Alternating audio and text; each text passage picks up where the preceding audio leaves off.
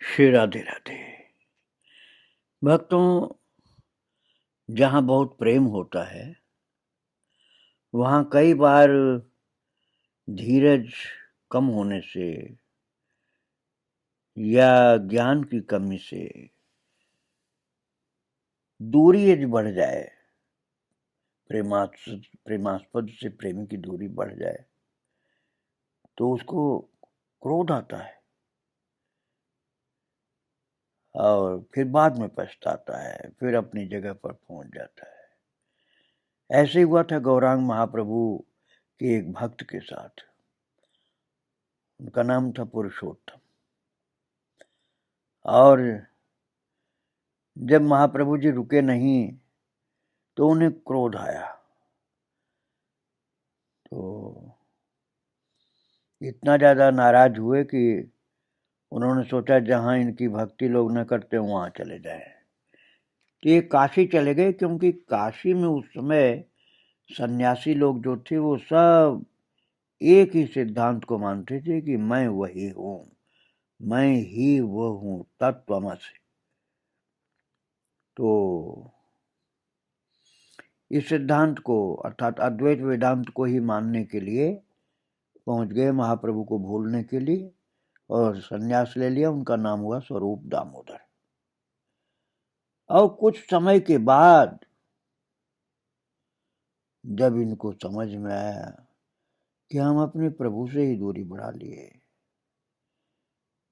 तब बहुत ज्यादा पछताने लगे।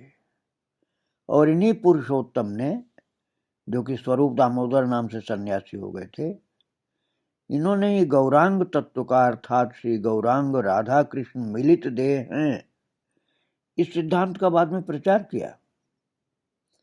श्री गौरांग के प्रति जैसा अटल विश्वास इन्हें था, वैसा प्रभु के कोटि कोटि भक्तों में से और जल्दी किसी को नहीं मिलता था। ये स्वरूप दामोदर, जो सर्वांतःकरण से जानते थे कि प्रभु ही पूर्ण ब्रह्म सनातन तथा सभी त्रिभुवन वासियों के कर्ता हैं, क्रोध करके उन्हीं प्रभु को त्याग कर चले गए थे और अब पछता रहे हैं। अब उपदेश करते हैं सबको, ये जीव, जो स्वरूप ने किया वो मनुष्य कभी नहीं कर सकता, अर्थात नहीं करना चाहिए। और एक बार उनका कार्य मन में अनुभव करो, फिर समझ सकोगे कि भगवान और उनके भक्तों का कैसा प्रेम का खेल है। कलह और प्रीति ये दोनों एक श्रृंखला में आबद्ध है। जहां विशुद्ध प्रेम वहीं कलह, और जहां कलह नहीं वहां समझना कि प्रीति के साथ थोड़ी भक्ति मिली हुई हो सकती है। और महाराज, हो सकता है कि पति पत्नी में अतिशय प्रेम है पर कलह बिल्कुल नहीं, तो वहां एक जन दूसरे को अतिशय भक्ति करता है, अर्थात मन ही मन अपने से बड़ा समझता है। भगवान पर जीव का क्रोध असंभव है, किंतु अति प्रेम अंधा बना देता है, तभी भगवान पर जीव का क्रोध संभव होता है। प्रेम अंधा बनाता है और तब क्रोध की सृष्टि होती है। इस प्रेम कलह से प्रीति की वृद्धि होती है, प्रीति का वर्धन, अभिवृद्धि होती है। आपने सुना ही होगा कि राधा रानी कभी कभी मान कर देती हैं, थोड़े नाराजगी प्रकट करती हैं, कन्हैया और प्रेम से मिलते हैं। तो नित्यानंद ही श्री गौरांग के पीछे जा पा रहे थे और कोई भक्त नहीं जा पा रहा। प्रभु बीच बीच में उल्टे रास्ते पर चल पड़ते हैं और मूर्छित निश्चल होकर गिर पड़ते हैं, तो उन लोगों को उनका आता पता मिल जाता है। और मेरे एक अर्थात भगवान के एक भक्त थे बलराम दास ने, उन्होंने चरित्र बंगला में लिखा है इस प्रकार का। मूर्छा हो जाती है महाप्रभु को वृंदावन के रास्ते में, और मूर्छा टूटने पर प्रभु उठे, किंतु उन्हें ज्ञान नहीं हुआ। उन्होंने अपने साथियों को खोज खबर नहीं ली साथियों की, फिर दौड़ने लगे वृंदावन जाने के लिए। प्रभु को क्लांति नहीं, पर भक्तगण तो थक रहे थे। रात होने से पहले वे इतनी द्रुतगति से दौड़े कि नित्यानंद भी उन्हें खो बैठे। रात हो गई। भक्तगण दुखी मन से खड़े हो गए, पर प्रभु नहीं है। उन लोगों ने सामने के गांव में प्रवेश किया, घर घर पूछा, पर कुछ नहीं पता ही नहीं चला। कुछ कोई बता नहीं पाया। भक्तगण उस स्थान को छोड़कर फिर आगे नहीं गए। क्या पता प्रभु आसपास में ही हो, इसलिए जाना ठीक नहीं। आगे श्री नित्यानंद भक्तों को आश्वासन देने लगे, ऐसा क्या हो सकता है प्रभु, हम लोगों को छोड़ जाएं, ये कैसे संभव है। वे सब पूरी रात बैठे रहे, किसी को आहार निद्रा नहीं है। रात खत्म हो रही है, सारा जगत नीरव है। तभी कातर ध्वनि सुनने में आई। वे लोग द्रुतगति से उसी ओर बढ़े। कोई करुण स्वर में रो रहा है। तुरंत समझ गए, और कोई नहीं, प्रभु ही रुदन कर रहे हैं। कारण तीनों लोक में और किसकी सामर्थ्य है कि उस तरह से करुण स्वर में रोदन करे। महाराज बहुत ज्यादा फूट फूट कर रो रहे। वैसे ही अति करुण स्वर में जो स्वर त्रिभुवन को कारुण्य रस से भर दे, बहुत दूर प्रभु रो रहे हैं। भक्तगण उस ध्वनि की ओर मैदान के बीच दौड़ गए। एक पीपल के वृक्ष के नीचे से वो ध्वनि आ रही थी। वे सब और तेज दौड़े और पास पहुंचकर देखते हैं कि उनके जीवन प्रभु नंगे शरीर पर एकमात्र एक कौपीन धारण किए हुए, बाएं हाथ पर महाराज थोड़ा सा संभाले हुए अपने को, और चित्कार से करते हुए रो रहे हैं। और रोते रोते कह रहे हैं, कृष्ण क्या मुझे दर्शन नहीं दोगे। फिर कहते हैं, मैं और सहन नहीं कर पा रहा, मैं और कहाँ जाऊं, तुम्हें कहाँ पाऊंगा। कृपा में मुझे क्या और दर्शन नहीं दोगे।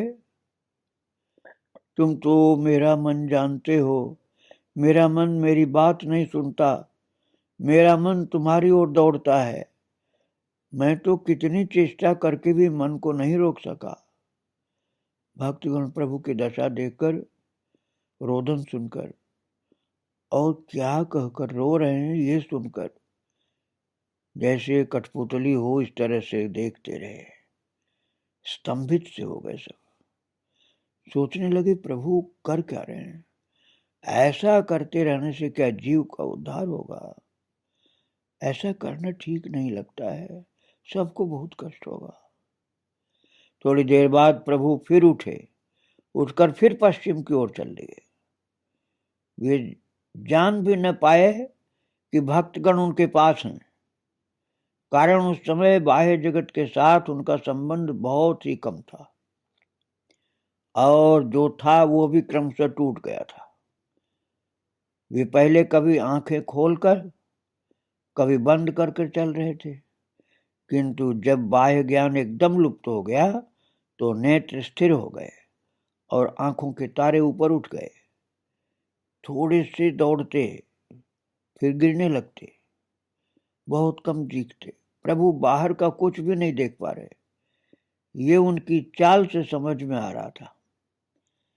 यदि कोई आंखें बंद करके चलता है या नींद में चलता है तो पग पग पर लड़खड़ाता है। वही हालत थी गौरांग महाप्रभु की। प्रभु के साथ भी वही हुआ बिल्कुल। और प्रभु धारण किए हैं कौपीन और बहिर्वास, और कोई वस्त्र नहीं। तो क्या है, धूल लगी है। धूल कहाँ से आई। कभी लड़खड़ाते से जमीन पर गिर पड़ते हैं, और कभी एकदम ज्ञान शून्य होकर धूल में गिरे पड़े रहते हैं। पीछे से नित्यानंद आदि हाथ पसार करके उनकी रक्षा करते हैं। कभी रक्षा कर पाते हैं, कभी नहीं। प्रभु के स्थिर चक्षु ऊपर की ओर उठे हैं, कमर में कमंडल लटक रहा है और श्रीअंग पर बार बार आघात कर रहा है वो कमंडल। ये देखकर भक्तगण दुखी हैं। प्रभु के मूर्छित होने पर उसे खोल लेने का भी साहस नहीं होता। लोचन ग्राम के पास विश्राम तला नामक जो अति प्राचीन वट वृक्ष है, प्रभु उसके नीचे बैठे थे। इस वृक्ष तल को पवित्र स्थान मानकर भक्तगण आज भी वहां लौटपोट करते हैं और वहां गौर मंदिर भी स्थापित हो गया है। प्रभु आंखों से देख नहीं रहे, कानों से सुन नहीं रहे, शरीर में व्यथा का बोध नहीं, भूख प्यास का बोध नहीं, निद्रा या क्लांति का बोध नहीं, फिर भी उनका मन संपूर्णतः सजीव है। इसका पता चलता उनके प्रलाप से। जो लोग योगी होते हैं निश्वास प्रश्वास बंद कर और ऐसे नाना उपायों से क्रमशः ईश्वर के साथ अपना मन जोड़ते हैं। जो भक्त हैं वे भी योगाभ्यास अर्थात मन संयम करते हैं, किंतु वे योगियों का उपाय काम में नहीं लेते। जीवात्मा देह की सजीव देह को सजीव करता है, जीवात्मा देह को सजीव करता है और परमात्मा जीवात्मा को। जीवात्मा की प्रीति देह के साथ और परमात्मा की प्रीति जीवात्मा के साथ होती है। इस जीवात्मा को लेकर देह और परमात्मा खींचतान करते हैं। जीवात्मा है स्त्री, स्त्री देह समझिए आप, और उसका उपपति और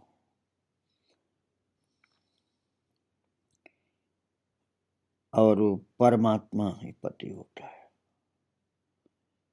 परमात्मा का देह से थोड़ा थोड़ा विच्छेद करा के परमात्मा के साथ मिलन कराने को ही योग कहते हैं।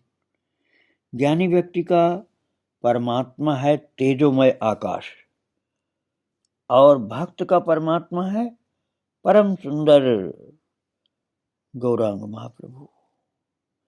ज्ञानी लोग मार कर धर पकड़ करके धमका करके जबरदस्ती उल्टा रूपी जीवात्मा का देह रूपी उपपति अर्थात जार से विच्छेद करा करके पति परमात्मा के साथ मिलन कराना चाहते हैं। जीवात्मा रूपी कुलटा स्त्री देह रूपी उपपति के अंग सुख में इतने मोहित हुई रहती है कि इस बात को भूल जाती है कि वो देह रूपी उपपति कुछ दिनों का ही है और अंत में दुख का कारण बनता है।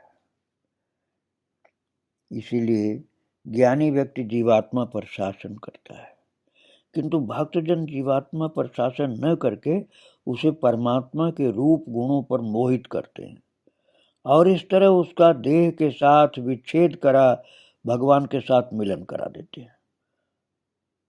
ज्ञानी लोग जीवात्मा कुलटा को देह रूपी उपपत्ति से कोई भी सुख प्राप्त नहीं करने देते, उसका परमात्मा रूपी पति के साथ योग करा देते हैं। किंतु भक्तजन ये दिखाकर कि उसका परमात्मा रूपी पति देह रूपी उपपति से अधिक सुखकर है, पति से मिलन कराते हैं। इसलिए ज्ञानी लोग देह रूपी उपपति को उपवास आदि बहुत प्रकार से दुख देकर उसे जीवात्मा कुलटा के लिए सुखकर न कर दुखकर बना देते हैं। किंतु भक्तजन जीवात्मा कुलटा को दिखा देते हैं कि परमात्मा रूपी पति से जो विमल आनंद प्राप्त होता है वो सांसारिक आनंद से अनंत गुना श्रेष्ठ होता है। ज्ञानी लोग इंद्रियों को ध्वंस करते हैं ताकि जीवात्मा देह से फिर कोई सुख प्राप्त न करे। उधर भक्तजन इंद्रियों को सजीव रखकर उनके द्वारा परमात्मा का आस्वादन करा के जीवात्मा का उस परमात्मा में लोभ उत्पन्न कर देते हैं और ज्ञानी जन कुप्रवृत्ति न हो, इसके लिए इंद्रियों को एकदम नष्ट करते हैं, किंतु भक्तजन इंद्रियों को ध्वंस न कर उन्हें सत पथ पर ले जाते हैं और उनके द्वारा अति पवित्र आनंद उपभोग करते हैं। ज्ञानी लोग तेज अर्थात शक्ति की उपासना करते हैं और उससे जो शक्ति प्राप्त करते हैं उसके द्वारा वह सृष्टि स्थिति प्रलय कर सकते हैं। किंतु भक्तगण परम सुंदर नवीन पुरुष का भजन कर सदा सदा का एक तुम मेरे और मैं तुम्हारा, ऐसे परमेश्वर गौर सुंदर को ही साथी के रूप में प्राप्त कर लेते हैं। वो साथी कैसा? पंचेंद्रियों को तृप्त करने वाला और ऐसा कि अपने रूप से शीतल करे, अंग गंध से नासिका को उन्मत्त करे, और कैसा? सरल स्निग्ध सुबोध रसिक और निस्वार्थ प्रेम का प्रश्रवण करे।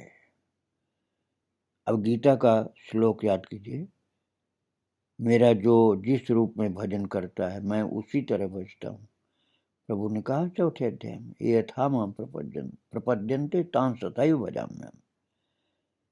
मेरा जो जिस रूप में भजन करता मैं उसे उसी तरह भजता हूँ। अर्थात भगवान को जो जिस तरह भजता है वो उसके आगे उसी रूप में उदित होते हैं। जो ज्ञानी है वो तेज रूप भगवान को, और जो भक्त है वो नवीन नागर रूप भगवान को प्राप्त करता है।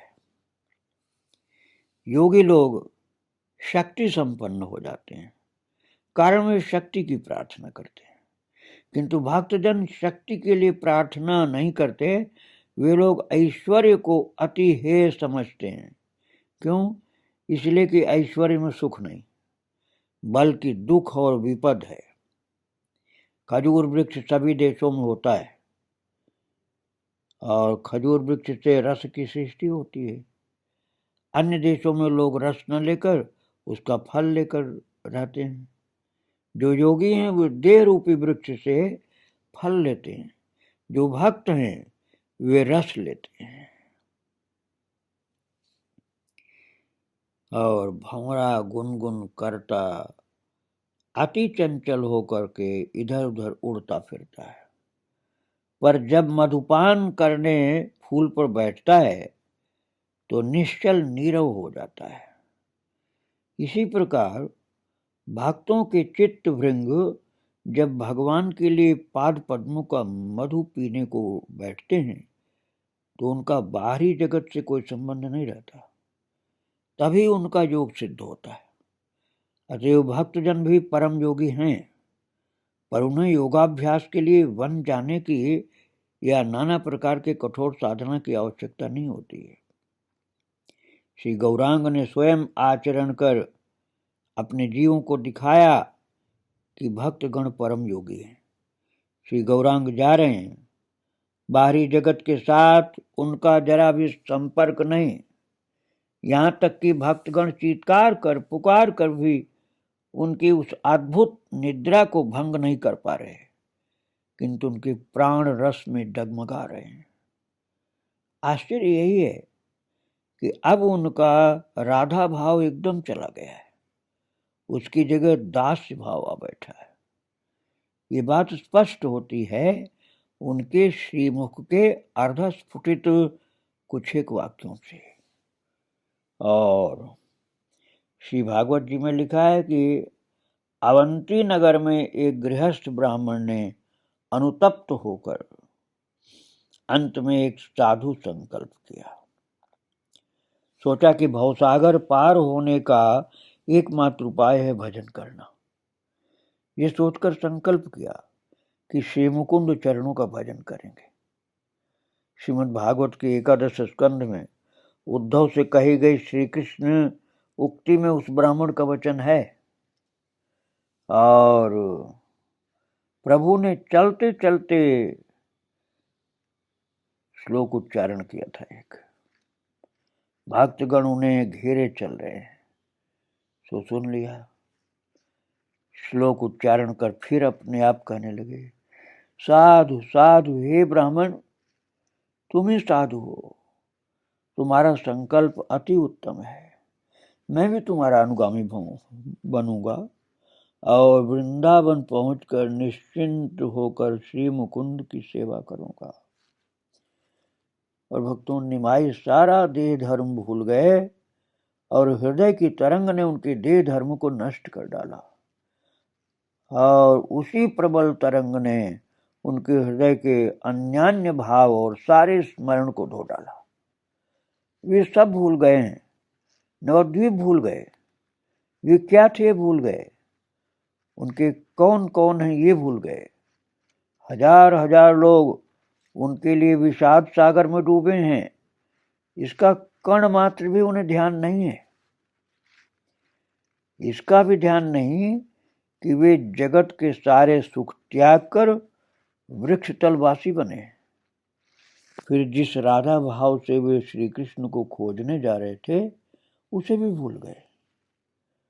उनके मन में एक वही भाव रह गया है, अर्थात वृंदावन जाएंगे और वहां मुकुंद भजन कर भवसागर पार करेंगे।